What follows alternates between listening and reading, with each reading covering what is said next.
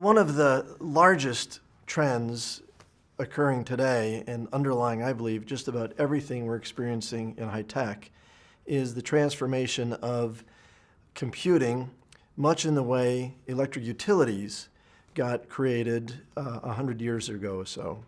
The data center is going the way of the electric utility. Years ago, enterprises had their own electric utilities. They basically had to run their own generators to create electricity and bring mechanical advantage to manufacturing.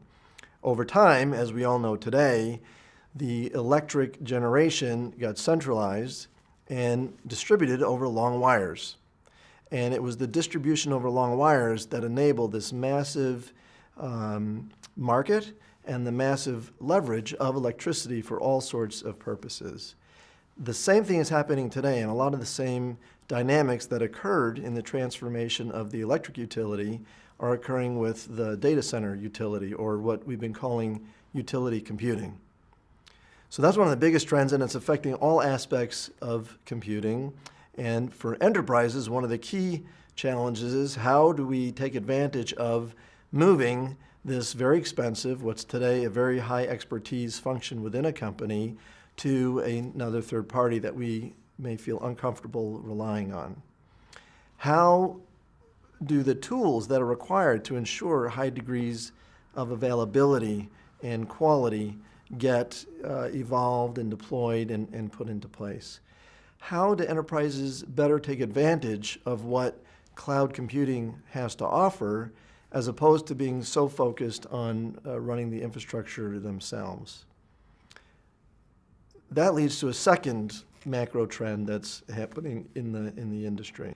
As an example of this shift of data centers moving into more of a utility type of business model, you can look at companies like Rackspace that didn't even exist 10 or 15 years ago and is now over $1 billion of sales. Companies like Microsoft offering Azure, Amazon Web Services, even large web or online cloud companies like Google are providing, as a utility, not just the data center assets, but also services on top of that. So this consolidation is happening, and part of what's so exciting about this change is the enormous market opportunity. There is $500 billion of market revenue in high tech that's at play here right now, right today. The latest example is BMC Software Company, which just got acquired and taken private for $6.9 billion. It's almost like companies who make this shift and change to software as a service or cloud computing have to play the game of survivor.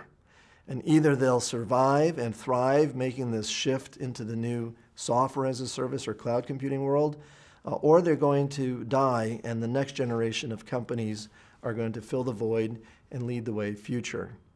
The software industry alone is $200 billion today, over $200 billion.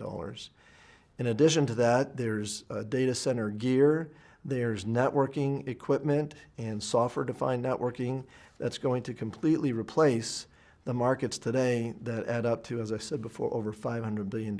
It's an exciting time for investors, for entrepreneurs, and frankly, it's a little bit of a scary time if you're more of a legacy software or high-tech company.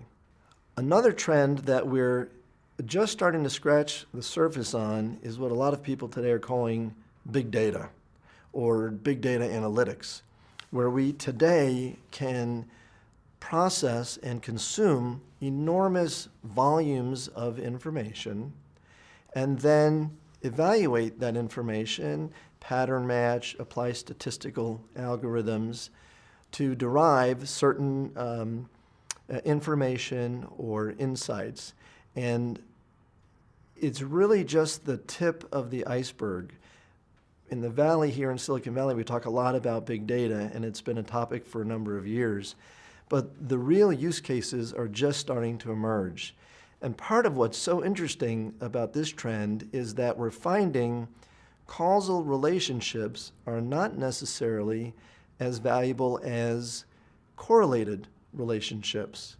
Generally, as humans, we like to understand why is something happening, not just what's going on. And oftentimes, if you understand the root cause of a problem, then you can help address the symptoms later. Well, there's examples, for example, I'll share one here, where there was a correlation identified between the purchase of certain pharmacy goods that related to outbreak of a particular type of disease. And the medication wasn't directly related to the disease. But because of this correlation, the agencies involved in helping protect our public health care were better able to forecast breakouts of this disease and of the problem. In the field where my company operates, we talk about preventive IT performance metrics or analysis. An analogy sort of like thinking about when homes 50, 60 years ago didn't have smoke detectors. And when a fire broke out in the home, eventually you had to go and put out the fire. But oftentimes you didn't catch the fire in time. Today, there's lots of data center infrastructure that are operating in a similar fashion. There's lots of fire extinguishers to put out problems when there's a big problem, and we're getting better and better at doing that faster and faster. But today, we're able to do pattern matching and identify when there's a hiccup deep in the guts of an infrastructure before it affects end users. And then we can help our IT professionals get in front of problems before they actually affect end users and customers.